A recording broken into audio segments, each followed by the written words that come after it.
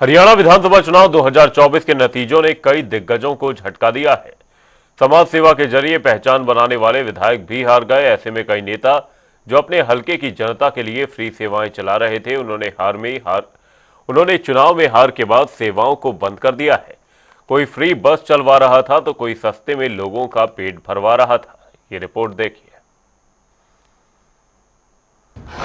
नहीं मिला वोट तो सेवाओं पर रोक। हारे हुए नेताओं ने बंद की फ्री सेवा। चुनावी परिणाम में दिग्गजों को चोट।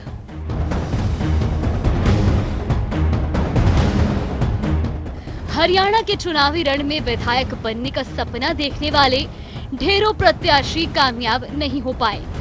परिणाम आए तो चेहरे पर ऐसे नेताओं के मायूसी छा गई। लेकिन इसका परिणाम कई हलकों के लोगों के लिए मुसीबत बन गया। दरअसल जनसेवा के रूप में अपने स्तर पर कई नेता फ्री योजना चला रहे थे। अब ऐसे नेताओं ने चुनावी परिणाम में हार के बाद उन योजनाओं को बंद कर दिया है। इनमें हरियाणा जनसेवक पार्टी के बलराज कुंडू, निर्दलीय संदीप गर्ग का नाम शामिल है।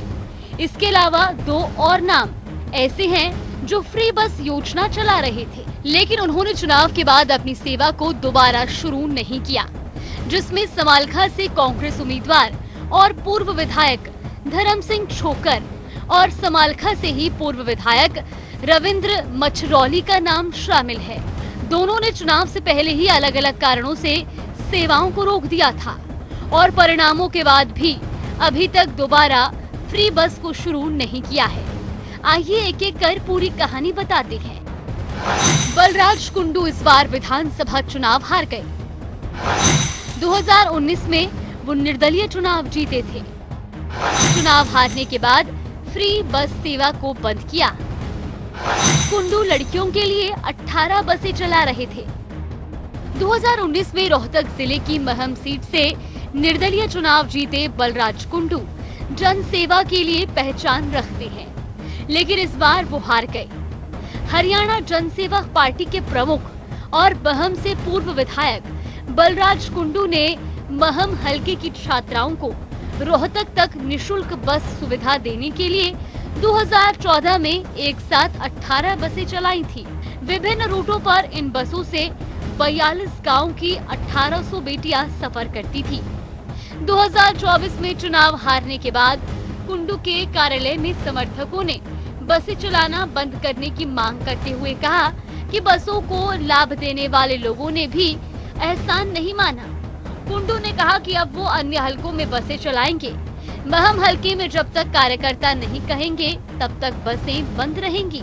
समाज सेवा के लिए मैं अभी भी बसें चलाने के लिए तैयार हूं, लेकिन मौजूदा विधायक जिम्मेदारी संभालें।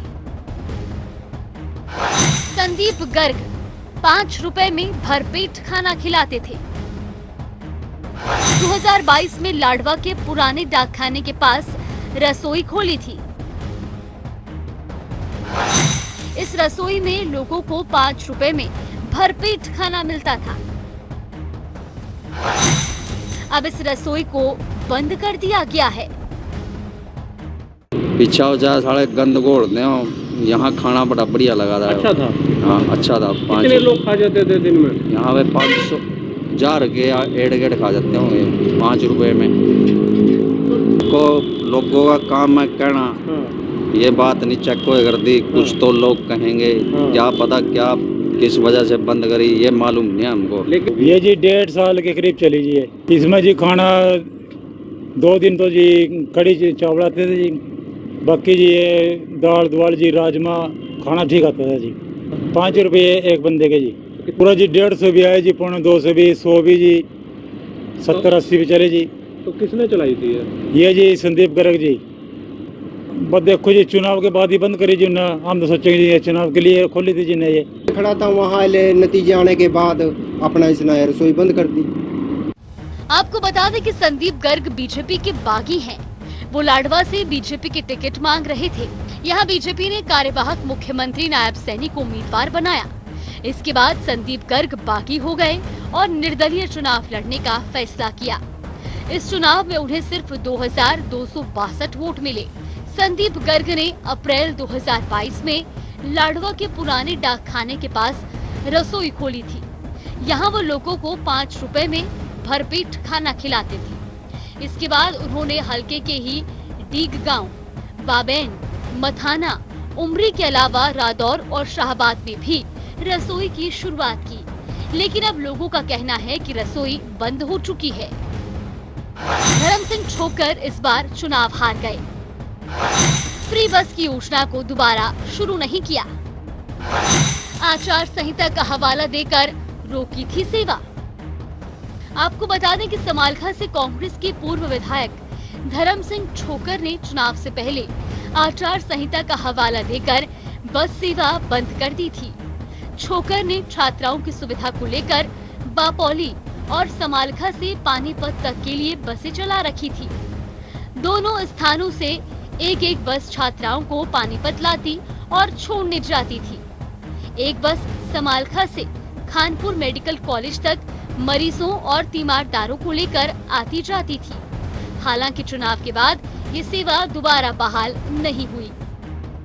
इसके अलावा समालखा के ही पूर्व विधायक रविंद्र मछरौली का नाम भी इस लिस्ट में शामिल है। वो इस बार निर्दलीय मैदान में थे। उन्होंने चुनाव से 6 महीने पहले 4 बसें हरिद्वार और एक वृंदावन के लिए चलाई थी। नामांकन से पहले उन्होंने इन बसों का संचालन बंद कर दिया था और अब चुनाव हारने के बाद उन्होंने दोबारा बसों का संचालन नहीं किया। ब्यूरो रिपोर्ट, जनता टीवी।